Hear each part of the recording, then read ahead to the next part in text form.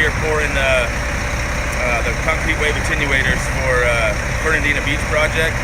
Each one of these units weighs about 115,000 pounds. They're all structural units.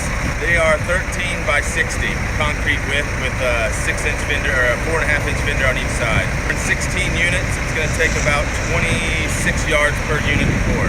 For this first truck's going to do a turnaround. Luckily, the concrete plant's only about 5 minutes away from us, so first truck will do a 1-truck turn. This is a 6,000 PSI mix with residential fiber. It's got some anti-corrosive additives in it for the salt atmosphere that they're going into.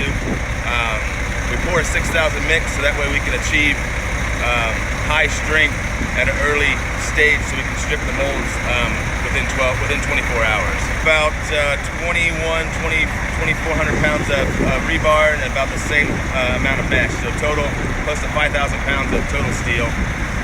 We use 1 pound per square inch closed cell EPS flotation. I think we'll have them all poured around the first week of July.